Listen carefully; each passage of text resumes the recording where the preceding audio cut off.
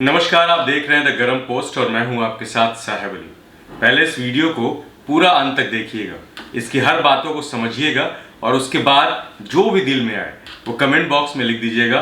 कोई हर्ज नहीं है, मैं बायस नहीं हो रहा हूं, ना ही मैं किसी की तारीफ करने जा रहा हूं, लेकिन जो चीज़ें हो रही हैं मैं उस पर बात करने की कोशिश कर रहा हूँ आपसे। जन अधिकार पार्टी के मुखिया पप्पू यादव, मैं उन्हीं की बात कर रहा हूँ। उन्हें गिरफ्तार कर लिया गया है और जेल भेजा जा रहा है।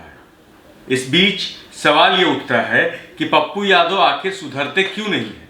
अगर वो सुधर जाते तो ऐसी हालत में उनको ये डर नहीं सता रहा होता कि मुझे जेल जाने का खतरा है, वहां पर मुझे कोविड हो सकता है।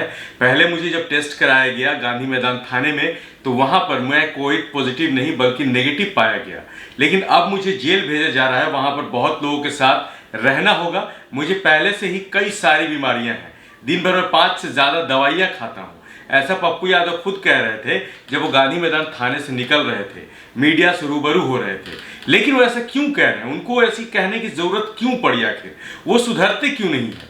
पटना हो या फिर बिहार हो, जब भी त्रासदी का माहौल होता है, जब प्राकृतिक आपदा का माहौल होता है या फिर कोई भी परेशान मासूम उनके पास जाता है तो वो उनकी मदद करते हैं। क्यों नहीं सुधरते? आखिर सरकार के खिलाफ क्यों खड़े हो जाते हैं? आखिर ऐसा क्यों होता है कि पप्पू यादव हमेशा सरकार की खामियां गिनाते रहते हैं, उन्हें पॉइंट आउट करते रहते हैं कि आप यहां पर गलत हैं, आप ये गलत कर रहे हैं, आपको ऐसा नहीं करना चाहिए। मैं तो मदद कर ही रहा हूं, आगे भी करूंगा, लेकिन ये जिम्मेदारी, ये प्रथम जिम्मेदारी आपकी बनती है कि अगर आपके राज्य में कोई मजलूम है, कोई परेशान हाल है तो उसकी मदद आप पहले करेंगे। हम फिर से वही बात कर रहे हैं कि पप्पू यादव आखिर क्यों नहीं सुधर जाते।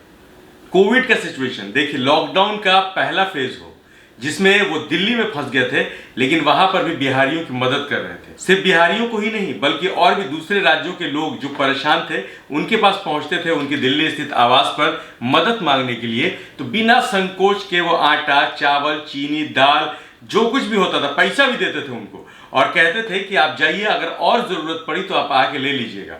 वहां पर फंसे बिहारी मजदूरों के लिए बस चलवा रहे थे, उनको घर भिजवा रहे थे। जो लोग वहां पर भूखे मर रहे, जो लोग पैदल जाने को मजबूर थे। बिहार को असल हकीकत तभी समझ में आई थी जब लॉकडाउन का पहला फेज हुआ था कि बिहार के लोगों को यह पता ही नहीं था कि हमारे यहाँ के इतने लोग बाहर जाकर के काम करते हैं और वो लोग इतने मजबूर हैं। तो उस समय भी पप्पू यादव नहीं सुधरे, वो लगातार मदद करते रहे। उसके बाद जब दूसरा फेज आया, यानी कि अभी वाला दूसरा फेज में भी वो कोविड, जबकि कोविड में म्यूटेशन हो चुका है और जानते हैं कि और ज्यादा खतरनाक ये वायरस हो चुका है, इसके बावजूद वो हर जगह पहुंच रहे थे। बांस घाट पर पहुंच जाते थे, वहां पर लाशों को जलाया जा रहा था उसको देखने के लिए, वहां पर एक्शन लेने की बात करते थे। वहां पर अगर कुछ गलत हो रहा है तो उसको रोकने की बात करते थे। सरकार के जो आंकड़े थे उसको गलत बताते थे और दिखाते भी थे कि ये गलत है, लेकिन वो सुधरते क्यों नहीं थे? सबसे बड़ा सवाल ये, सरकार भी कब तक देखेगी? सरकार को भी तो एक्शन लेना था ना, उसके खिलाफ जो बात हो रही थी। इसके बाद अगर हम बात कर लें उनके आवास पर, जो मंदिरी में उनका आवास है पटना में, वहां पर लोगों की भीड़ लगी रहती थी। मदद तो करते ही थे, साथ में फोन लगा करके बाबू लोग से बतिया भी लेते थे कि आखिर आप ऐसा गलत क्यों कर रहे हैं। इसके बाद जब ज्यादा दिक्कत हो गया तो फिर अपने आवास पर वो खाना बनवाना भी शुरू कर दिए। और अभी आज कह के गए हैं अपने नेताओं को, अपने समर्थकों को कि घर जायदाद बेच दीजिएगा, लेकिन जो कर रहे थे उसको रोकिएगा मत, उसको चलाते रहिएगा, लोगों को भूखा मत मरने दीजिएगा, लोगों की मदद करते रहिएगा। लेकिन पप्पू यादव फिर भी नहीं सुधरे। अब क्या था भाई साहब कि एम्बुलेंस का जो घोटाला था उसमें बात सामने आ गई, राजीव प्रताप रूडी भी घिरा गए, इसमें बीजेपी की शाख दांव पे लग गई।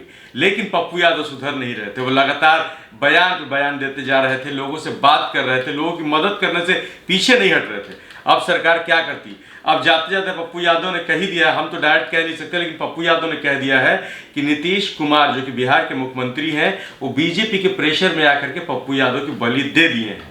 अब पप्पू यादव के साथ जो हुआ है वो तो आप देख ही रहे हैं, लेकिन अभी भी ये सवाल है कि अगर वो सुधर गए होते तो शायद ये बात नहीं होती। हाँ, बहरहाल अब जो आपको कमेंट करना है आप कमेंट बॉक्स में कर सकते हैं। जो मुझे दिख रहा था वो मैंने आपके सामने रखी।